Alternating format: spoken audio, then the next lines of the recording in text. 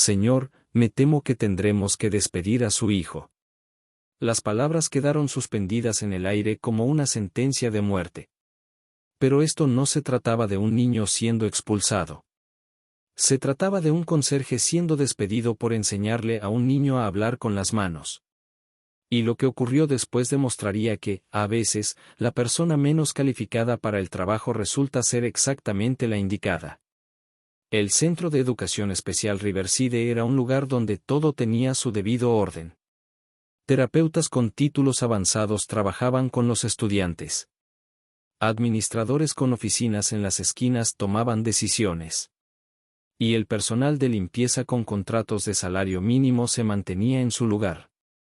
Este era un mundo construido sobre credenciales y jerarquías, donde tu gafete determinaba no solo a dónde podías ir, sino si tu voz importaba en lo absoluto. Ahí, se esperaba que las personas que limpiaban permanecieran tan invisibles como la suciedad que barrían. Clare Morgan había aprendido a desaparecer mucho antes de empezar a empujar un trapeador en Riverside. A los 29 años, se movía por esos pasillos impecables como un fantasma, presente, pero ignorada, capaz, pero invisible. Su uniforme azul deslavado bien podría haber sido una capa de invisibilidad en un lugar donde el valor se medía por diplomas colgados en las paredes. Cada noche limpiaba alrededor del trabajo importante de los demás, escuchando fragmentos de esperanza y frustración que se escapaban de las salas de terapia. Y cada noche algo dentro de ella dolía, no solo por los niños con dificultades que alcanzaba a ver por las ventanas, sino por los sueños que había tenido que abandonar cuando la vida le exigió elegir la supervivencia sobre la aspiración. Pero Clare llevaba consigo algo que ningún título podía enseñar y ninguna certificación podía validar: una fluidez en el lenguaje del silencio, unas manos capaces de decir lo que las voces no podían.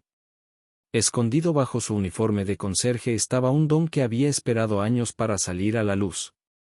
Y ese momento estaba por llegar en la forma de un niño de 6 años que jamás había pronunciado una palabra, pero cuyos ojos sostenían conversaciones que nadie se había tomado la molestia de leer. ¿Qué sucede cuando la persona que todos ignoran se convierte en la clave para abrir el mundo silencioso de un niño? La mañana siguiente trajo su habitual sinfonía de eficiencia institucional. Las cafeteras burbujeaban. Se repartían horarios de terapia. Y Verónica Hall hacía sonar sus tacones contra el suelo, anunciando su autoridad. Como directora de recursos humanos, Verónica había construido su carrera manteniendo los límites claros.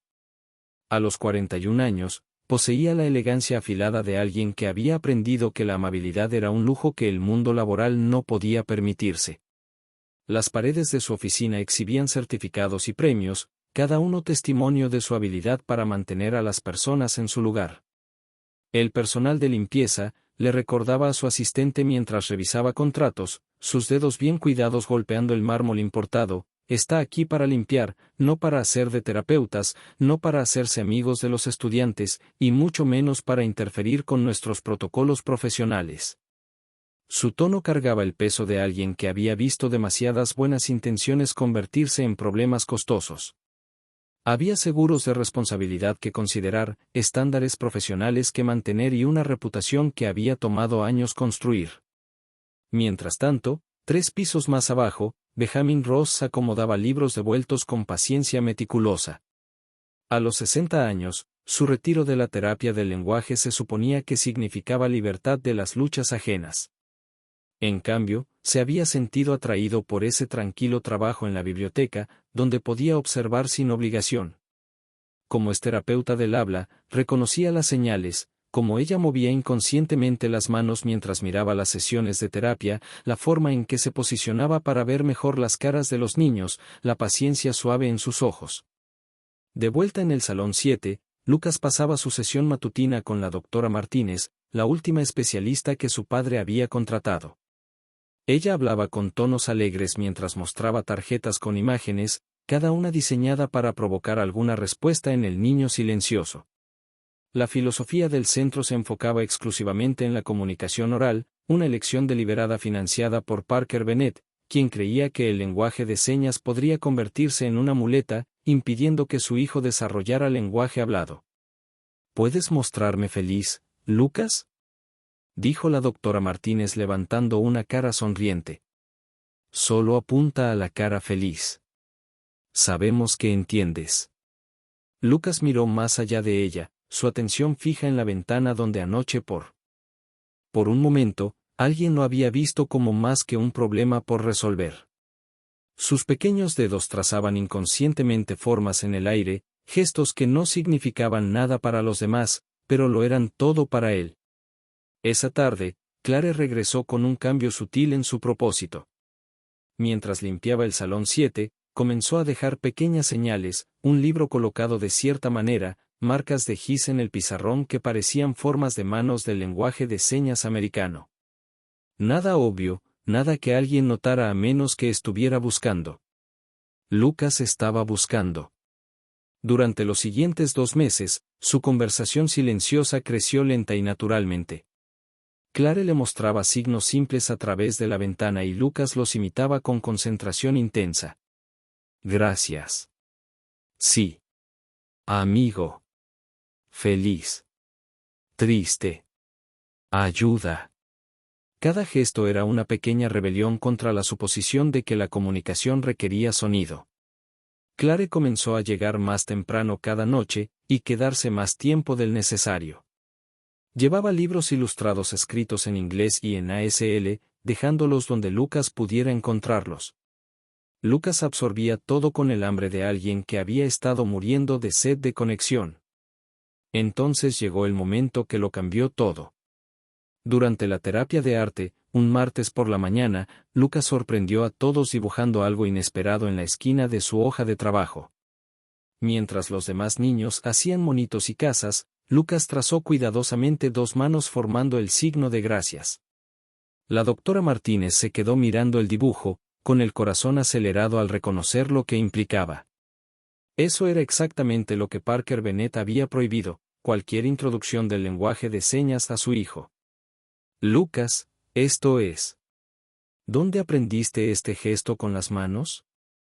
Lucas la miró con unos ojos que de pronto parecían más viejos, más sabios. Señaló el dibujo, luego su corazón, pero permaneció en silencio. En minutos, la doctora Martínez ya estaba al teléfono con Verónica Hall. Tenemos una situación.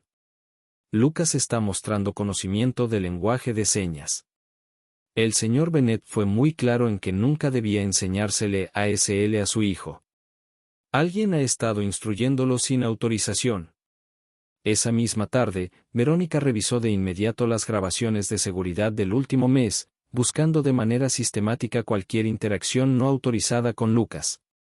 El hallazgo llegó un jueves por la tarde, en octubre. Lucas se había caído en el recreo, raspándose la rodilla lo suficiente como para necesitar vendas. El personal de día había limpiado la herida, pero el niño seguía afectado, aferrado a su osito de peluche. Clare lo encontró aún en el salón de terapia, solo y temblando bajo la luz tenue de las lámparas de emergencia. La doctora Martínez había salido a consultar con la enfermera sobre el estado emocional del niño, dejando la puerta entreabierta, como marcaba el protocolo. Al escuchar los sollozos bajos de Lucas, Clare se deslizó dentro, no como conserje, sino como alguien que reconocía el sonido de un niño con dolor. «¿Estás bien?», le señaló con las manos, sus movimientos fluidos y seguros. «Estás a salvo». Lucas levantó la mirada entre lágrimas y lentamente, con cuidado, respondió con señas. «Me dolió. Todo duele». «Lo sé», Clare contestó en voz baja y en señas. «Pero eres valiente, más de lo que imaginas. Y ya no estás solo». Por primera vez desde su caída, Lucas sonrió. No la expresión educada que mostraba a doctores y maestros, sino algo real y radiante. Extendió las manos y firmó algo más complejo. «Nadie más habla así. Solo tú y yo. Eso nos hace especiales». Clare le devolvió las señas y añadió en voz baja. «Nunca olvides que ser diferente no es estar roto». Ninguno de los dos notó la cámara de seguridad en la esquina, registrando fielmente su intercambio con precisión digital, que pronto transformaría comprensión en evidencia. Lo que encontraron destruiría todo lo que Clare había construido. El viernes por la mañana trajo una tensión inusual al centro Riverside. Esa clase de anticipación eléctrica que precede a una tormenta. Verónica Hall estaba en la oficina de seguridad, los labios apretados en una línea delgada mientras revisaba la grabación de la noche anterior con la intensidad de una fiscal preparando un caso. El guardia de seguridad nocturno, PT, había estado revisando el material por asuntos de mantenimiento rutinario cuando Verónica solicitó una auditoría completa de todas las cintas. Ahí estaba. Señaló la pantalla donde Clare se arrodillaba junto a Lucas, su dedo dejando una mancha en el monitor. Contacto no autorizado con un estudiante. Proximidad física. Vínculo emocional.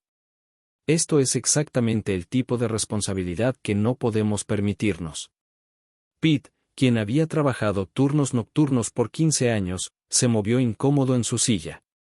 Él se había concentrado en vigilar las entradas principales y no había revisado sistemáticamente las grabaciones de las salas de terapia, ya que no era parte de sus deberes regulares. Solo estaba ayudando al niño, señora Hall. Se había caído y estaba llorando. No parecía dañino. ¿Dañino? La voz de Verónica podría haber congelado un café. La palabra quedó suspendida en el aire como una acusación. ¿Entiende las implicaciones legales? ¿Las complicaciones con el seguro? Esta mujer es una conserje de medio tiempo, no una terapeuta certificada. No tiene ningún derecho a interactuar con nuestros estudiantes, sin importar sus intenciones. Pero la verdadera preocupación de Verónica iba más allá de la responsabilidad legal. Había construido su carrera en mantener jerarquías claras, asegurándose de que todos entendieran su lugar en el ecosistema organizacional. Como piezas en un tablero de ajedrez, los conserjes limpiaban, los terapeutas daban terapia, los administradores administraban. Cuando esas líneas se desdibujaban, todo lo que ella había establecido se veía amenazado. La sola idea de que una trabajadora de mantenimiento lograra lo que los profesionales acreditados habían fallado en conseguir desafiaba los fundamentos que gobernaban su mundo. Al mediodía, Clare fue llamada a recursos humanos. Se sentó frente al imponente escritorio de caoba de Verónica, aún con su uniforme de limpieza, las manos juntas en el regazo como una niña esperando castigo. La oficina olía a perfume caro y cuero pulido, creando una atmósfera diseñada para intimidar. Señorita Morgan, comenzó Verónica, deslizando un correo impreso sobre la superficie brillante con la solemnidad de quien entrega una orden judicial. Después de consultar con el director del centro y nuestro equipo legal, le notificamos su terminación inmediata. Su contrato prohíbe específicamente la interacción no autorizada con estudiantes, y la evidencia en video es bastante clara. Los ojos de Clare recorrieron el lenguaje formal que reducía su acto de bondad a una violación de límites profesionales y a una infracción de las políticas institucionales. Su garganta se cerró, pero permaneció en silencio, entendiendo que en lugares como ese, las explicaciones de personas como ella rara vez eran bienvenidas. No entiendo por qué alguien en su posición pensaría que podría. Verónica hizo una pausa, buscando palabras que no sonaran demasiado crueles, aunque su tono sugería que justamente la crueldad era lo que pretendía. Nuestros estudiantes requieren atención especializada de profesionales capacitados. Lo que fuera que creyó estar haciendo. Lo estaba ayudando, dijo Clare en voz baja, sus primeras palabras desde que entró a la oficina. Su voz llevaba una fuerza que sorprendió a ambas.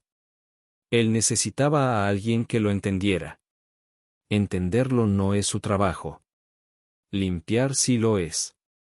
La respuesta de Verónica fue rápida y cortante, diseñada para terminar la conversación antes de que pudiera desafiar su autoridad. Se pasó de los límites, señorita Morgan. Las buenas intenciones no excusan una falta profesional. 3 pisos abajo, Benjamin Ross estaba reacomodando libros cuando escuchó a 2 terapeutas hablar en voz baja y desaprobadora sobre el despido de Clare. Había visto suficiente política institucional en sus 4 décadas de educación para reconocer el patrón, alguien con un talento genuino siendo descartado porque no encajaba en el molde esperado. La conversación flotaba por los estantes del sótano como humo, cargando palabras que apretaban su pecho con una ira familiar. Es una lástima, decía uno de los terapeutas. Lucas realmente parecía estar respondiendo a algo últimamente, más atento, más consciente. Ahora ha vuelto a retraerse. Probablemente para lo mejor, contestó el otro. No podemos permitir que el personal de mantenimiento piense que puede practicar terapia. Imagínese el precedente que sentaría. Esa tarde, Benjamin tomó una decisión que violaba su propia regla de no involucrarse. Encontró el casillero de Clare y dentro dejó un viejo libro de texto, Comunicación Manual para la Terapia del Habla, junto con una nota escrita con su cuidadosa caligrafía. No dejes que te quiten la luz que llevas dentro. Algunos dones son demasiado raros para perderse. Mientras tanto, la sesión de terapia de Lucas por la tarde iba mal. La doctora Martínez había sido informada del incidente con la mujer de limpieza y trabajaba el doble para restablecer la relación profesional con su joven paciente. Pero Lucas, percibiendo un cambio inexplicable en su entorno, había comenzado a retraerse progresivamente en los últimos días.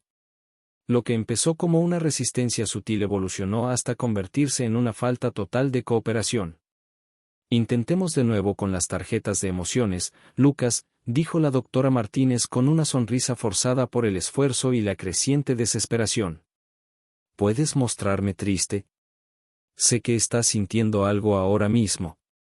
Lucas miró las tarjetas, luego la ventana donde Clare ya no aparecía como un ángel guardián en las tardes. Sus pequeñas manos se movieron de forma involuntaria, formando señas que la doctora Martínez no podía leer. ¿Dónde está mi amiga? ¿Por qué se fue? ¿Hice algo mal? En los días siguientes, la condición de Lucas se deterioró constantemente. Dejó de comer en la hora del almuerzo, se negó a participar en actividades grupales y pasó la mayor parte de las sesiones sentado inmóvil con su osito de peluche apretado contra el pecho como un escudo. El personal comenzó a preocuparse cada vez más a medida que su retraimiento se profundizaba en algo que se parecía a una depresión clínica. La doctora Martínez consultó al psicólogo pediátrico del centro, quien recomendó una evaluación médica para descartar problemas de salud. Los análisis de sangre regresaron normales, pero el estado psicológico de Lucas continuaba decayendo. Para el quinto día, había dejado de responder por completo a estímulos verbales y mostraba signos de lo que el equipo médico clasificó como mutismo selectivo con conductas regresivas. Esa tarde, mientras Clare vaciaba su casillero por última vez, la situación había llegado a un punto crítico. Se habían activado los protocolos de intervención de crisis del centro, y el padre de Lucas estaba siendo contactado para una consulta de emergencia. Lucas también la vio. Mientras ella se alejaba cargando sus pocas pertenencias en una caja de cartón que parecía burlarse de la magnitud de lo que terminaba, él presionó su mano contra el vidrio y señaló con desesperada claridad. Por favor, quédate. No me dejes solo otra vez. El gesto detuvo a Clare como un golpe físico. Miró alrededor del pasillo vacío, luego al pequeño cuyo mundo acababa de volverse más pequeño otra vez. Todas las reglas le decían que se fuera, que aceptara su despido con dignidad y siguiera adelante. Todos sus instintos le decían que se quedara, que luchara, que encontrara alguna manera de cerrar la distancia creciente entre ella y ese niño que se había convertido en algo más que un estudiante. Se había convertido en su propósito. Aún estaba decidiendo cuando unos pasos resonaron en el pasillo con la cadencia medida de alguien que parecía ser dueño del suelo que pisaba. Un hombre alto con un traje costoso se acercó, alguien que Clare nunca había visto. Su sola presencia llenaba el pasillo, imponiendo atención sin tener que exigirla. Parker Bennett, el padre de Lucas y CEO de la empresa tecnológica que financiaba el centro, había recibido una llamada urgente de la doctora Martínez una hora antes. Señor Bennett, me temo que necesitamos que venga de inmediato. Lucas ha sufrido una regresión significativa y hemos activado nuestros protocolos de intervención de crisis. Quizá tengamos que hablar sobre opciones de reubicación. El trayecto de 20 minutos hasta el centro fue el más largo de la vida de Parker. Desde la muerte de su esposa 2 años antes, Parker se había refugiado en el trabajo, confiando en que los profesionales manejaran lo que él no podía soportar, el silencio de su hijo, que le recordaba dolorosamente las conversaciones que jamás tendría con su esposa.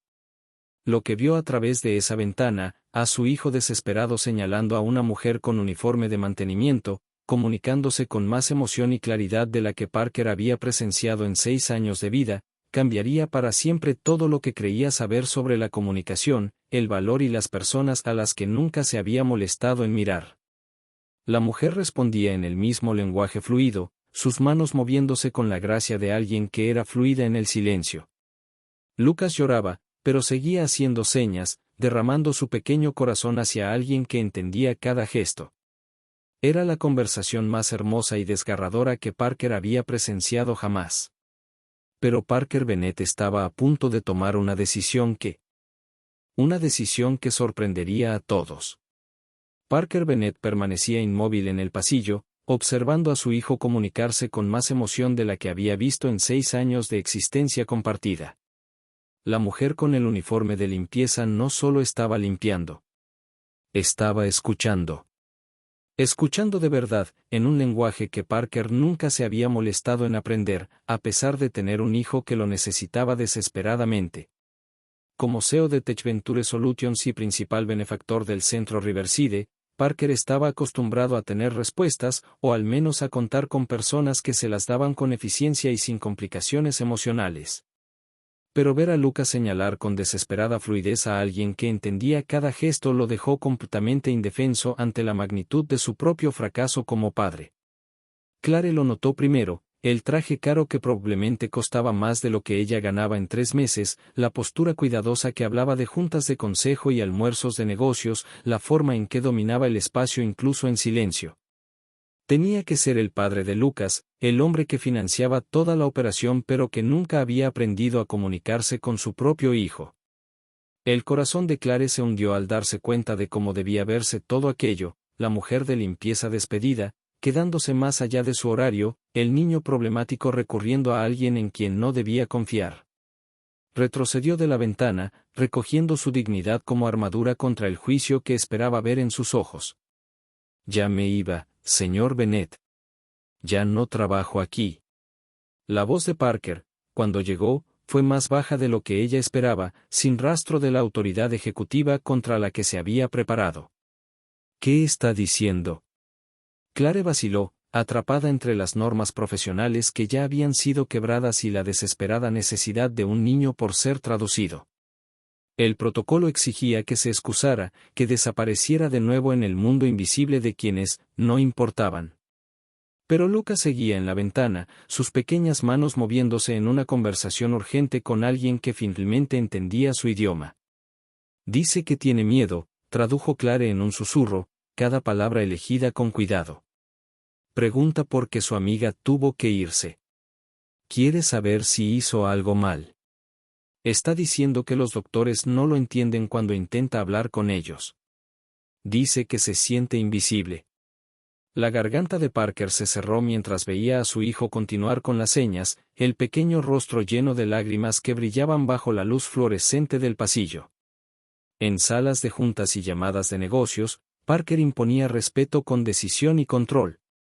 Pero al ver la desesperación silenciosa de su hijo, sintió la profunda impotencia de alguien que nunca había aprendido el lenguaje correcto para amar. ¿Usted puede entender todo eso?, preguntó, con la voz cargada de asombro y de autorreproche en la misma medida. El lenguaje de señas iba a ser mi especialidad, respondió Clare, y luego se detuvo. No le debía a ese hombre su historia, sus sueños postergados, sus razones para empuñar un trapeador en lugar de seguir su vocación. Pero algo en la expresión de Parker, una vulnerabilidad disfrazada de curiosidad, la hizo continuar. Antes de que tuviera que abandonar la universidad. ¿Por qué? La pregunta era simple, pero Clare escuchó capas debajo de ella, genuina curiosidad mezclada con algo que podía ser respeto, o tal vez el reconocimiento de un sacrificio hecho por alguien que había tomado decisiones diferentes. Ella miró a Lucas, todavía esperando junto a la ventana como un pequeño centinela, y tomó una decisión que se sintió como saltar de un acantilado. Mi hermano menor nació sordo.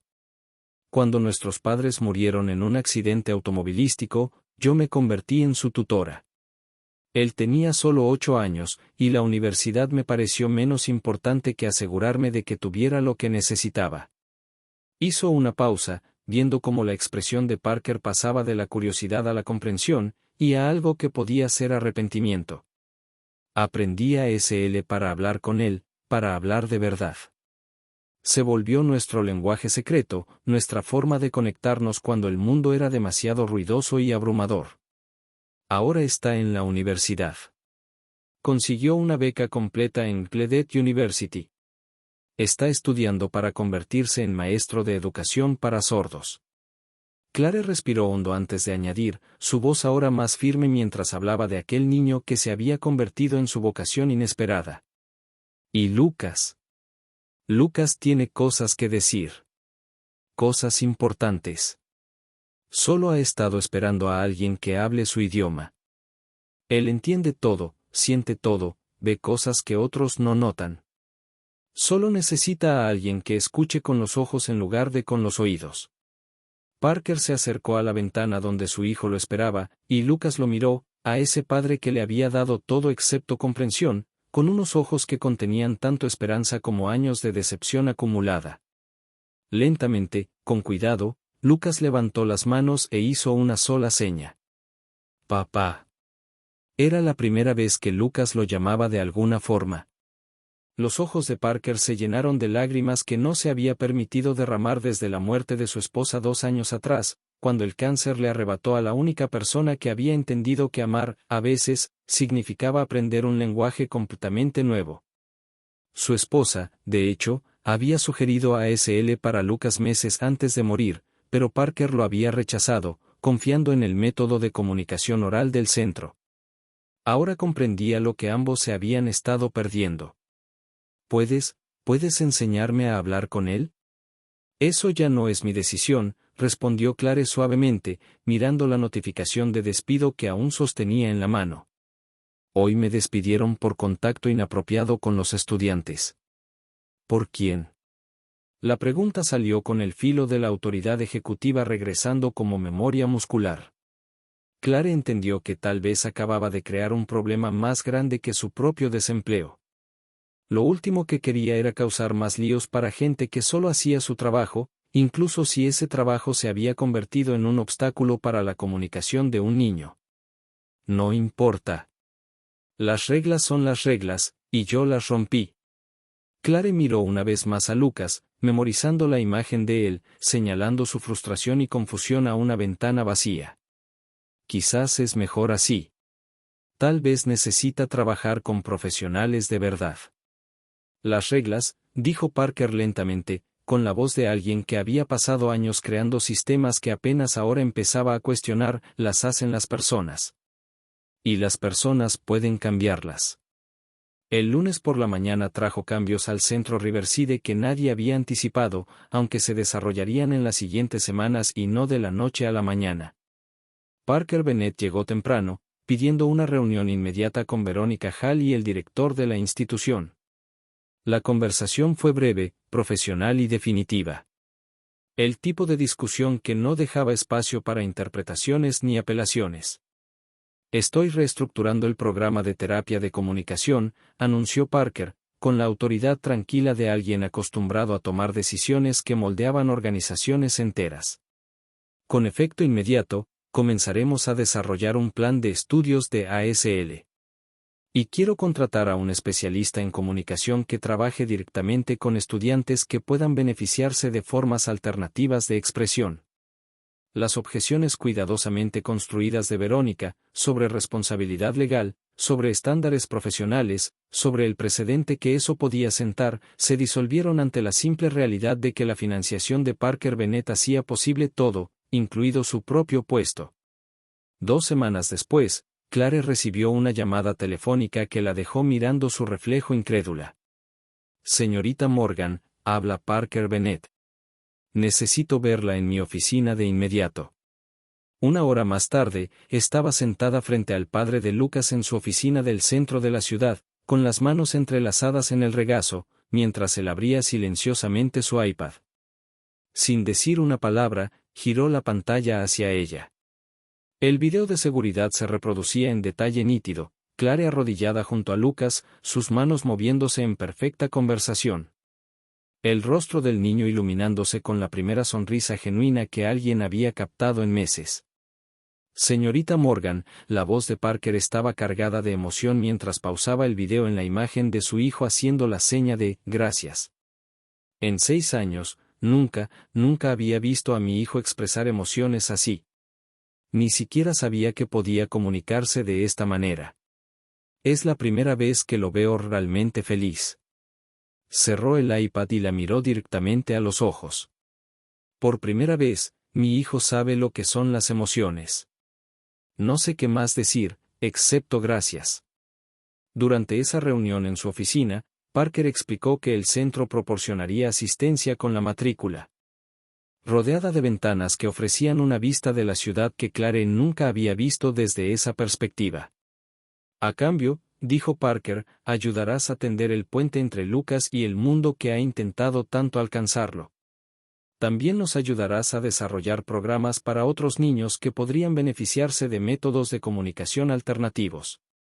Verónica Hall, enfrentando su propio ajuste profesional, había sido reasignada a labores administrativas que no involucraban contacto directo con familias o personal. La Junta había dejado claro que la misión del centro era ayudar a los niños a comunicarse, no mantener jerarquías rígidas que lo impedían. Su nuevo papel consistía en revisar pólizas de seguros y coordinar con proveedores, trabajo importante, sí, pero trabajo que la mantenía lejos de decisiones sobre el potencial humano. 6 meses después, todo había cambiado en formas que nadie esperaba.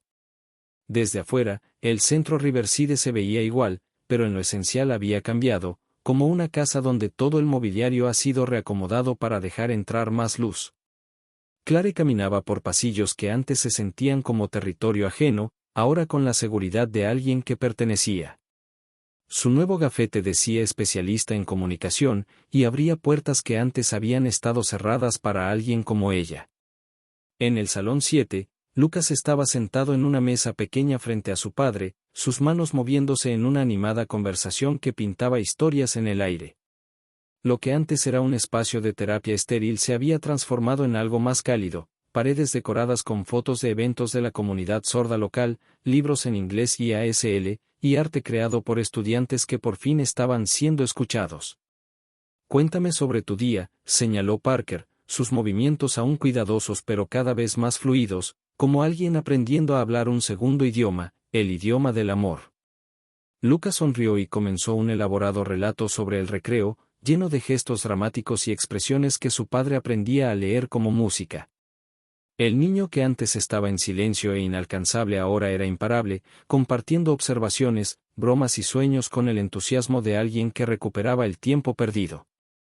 Habló de la nueva niña en la clase que estaba enseñando a todos el deletreo con los dedos, de la manera en que las sombras bailaban en el patio durante los descansos, de sus planes para convertirse en maestro y ayudar a otros niños silenciosos a encontrar su voz.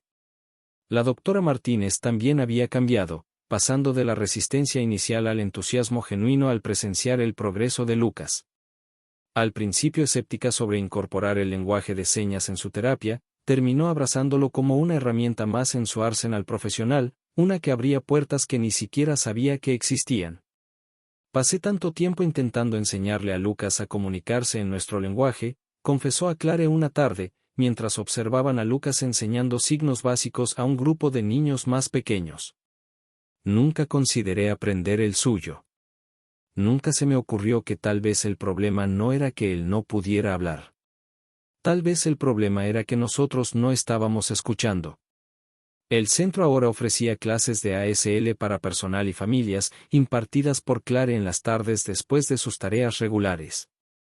Las sesiones eran populares no solo entre padres de estudiantes sordos, sino entre cualquiera que trabajara con niños con desafíos de comunicación. Manos que antes parecían torpes e inadecuadas ahora aprendían a hablar con fluidez en el silencio, creando una comunidad que se comunicaba a través de las diferencias, y no a pesar de ellas. Benjamin Ross también había salido con más frecuencia de su sótano en la biblioteca, convirtiéndose en un mentor no oficial para Clare mientras ella retomaba su educación formal. El hombre que había pasado años observando desde la distancia ahora era un defensor activo del cambio, usando sus décadas de experiencia para apoyar los enfoques innovadores de Clare. Siempre tuviste el don, le dijo un día, mientras pasaban junto al salón donde Lucas enseñaba signos básicos a otros niños, con la paciencia de alguien que entendía lo que significaba ser incomprendido. Solo necesitabas el escenario correcto para compartirlo. Tenía miedo de haber olvidado demasiado, admitió Clare, recordando los años pasados limpiando en lugar de estudiando, las noches en que practicaba signos sola en su apartamento solo para mantener viva la habilidad. La teoría, las técnicas formales, la teoría puede aprenderse.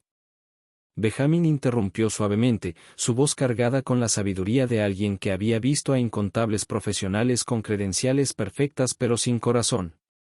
Pero el entendimiento, eso es algo que o lo llevas dentro o no. Lucas sabía la diferencia. Los niños siempre la saben. Los cambios más profundos a menudo eran los más pequeños. La risa de Lucas ahora resonaba por pasillos que antes parecían tumbas silenciosas, acompañada por las voces de otros niños que descubrían su propia manera de comunicarse. Otros estudiantes habían empezado a incorporar el lenguaje de señas en sus juegos, creando un ambiente inclusivo donde la comunicación tomaba muchas formas. Los padres se quedaban más tiempo después de la salida, compartiendo historias y estrategias en lugar de irse apresurados de un lugar que antes se sentía como juicio disfrazado de ayuda. Parker se había convertido en otro tipo de padre, presente, no en lo que proveía, sino en lo que escuchaba. Había aprendido a leer las expresiones sutiles que cruzaban el rostro de Lucas, a entender las pausas que significaban que su hijo estaba reuniendo pensamientos demasiado grandes para sus pequeñas manos. Su relación había pasado de proveedor y dependiente a maestro y alumno, con roles que cambiaban según quien tenía algo que compartir. Una tarde, cuando Clare terminó su última clase del día, encontró a Lucas esperándola con una tarjeta hecha a mano, decorada con dibujos cuidadosos y colores brillantes. Adentro, había dibujado dos figuras, una alta y una pequeña, con las manos levantadas en conversación bajo un cielo lleno de estrellas. Debajo de la imagen, en letras grandes de Kinder, había escrito: «Mis palabras están en mis manos, gracias a ti». Los ojos de Clare se humedecieron mientras le respondía en señas. «Gracias por ayudarme a recordar quién debía ser. Gracias por enseñarme que a veces los mejores maestros tienen 6 años». Benjamin Ross estaba justo afuera de la puerta, observando el intercambio con una sonrisa satisfecha. Atrapó la mirada de Clare y asintió con aprobación antes de alejarse con la tranquila satisfacción de alguien que había ayudado a orquestar algo hermoso. Mientras tanto, los cambios administrativos seguían transformando el centro. Verónica Hall había sido transferida a otra institución al otro lado de la ciudad, una promoción en el título, pero un mensaje claro sobre la visión de liderazgo de la Junta. Su reemplazo, una joven llamada Sarah Chen, trajo energía fresca y una apertura inmediata hacia métodos innovadores de comunicación. La gala anual de recaudación de fondos del centro, esa primavera, presentó un video muy distinto a los que habían mostrado antes. En lugar de enfocarse en déficits e intervenciones, celebraba la comunicación en todas sus formas, hablada, señalada y todo lo que había en medio. Lucas se paró en el escenario junto a su padre, traduciendo en lengua de señas el discurso de Parker para una audiencia que había aprendido a ver el silencio como otra forma de elocuencia. Hace 6 meses, comenzó Parker, su voz resonando en el auditorio lleno de familias, personal y colaboradores comunitarios, yo creía saber cómo se veía el éxito. Lo medía en reportes trimestrales y métricas de eficiencia. Pero luego vi a mi hijo tener su primera conversación real con alguien que entendía que las palabras no son la única manera en que nos hablamos los unos a los otros. Las manos de Lucas se movían con gracia a su lado, su traducción agregando capas de significado que la voz de su padre por sí sola no podía transmitir. La presencia del niño en el escenario transformaba la presentación de un discurso sobre caridad en una demostración de alianza. La lección más importante que he aprendido, continuó Parker, es que las personas que solemos pasar por alto muchas veces ven lo que los demás estamos demasiado ocupados para notar. A veces, la persona más calificada para el trabajo no es la que tiene el currículum más impresionante, sino la que tiene el corazón más grande y la disposición de aprender un nuevo idioma por amor. En la audiencia, Verónica Hall estaba sentada junto a su reemplazo, viendo la presentación con emociones que no podía nombrar del todo. Su reasignación al principio le había parecido un fracaso profesional, pero al presenciar la transformación del centro, empezó a cambiar su idea de lo que realmente significaba el éxito. Ella misma había comenzado a tomar clases de ASL, no por motivos laborales, sino porque ver el camino de Lucas le había abierto los ojos a las conversaciones que se había estado perdiendo. El momento culminante de la velada llegó cuando Lucas dio un paso al frente hacia el micrófono. Por primera vez en su vida, se dirigiría a una multitud, no con su voz, sino con sus manos. Clare estaba junto a él, lista para interpretar, pero Lucas había insistido en que quería intentar hablar por sí mismo. Sus pequeñas manos se movieron con precisión elegante mientras señalaba. Tengo una voz, ustedes simplemente no han estado escuchando. El auditorio quedó en silencio mientras Clare traducía sus palabras en voz alta. Pero todas las miradas permanecían fijas en las manos de Lucas, entendiendo que estaban presenciando algo revolucionario.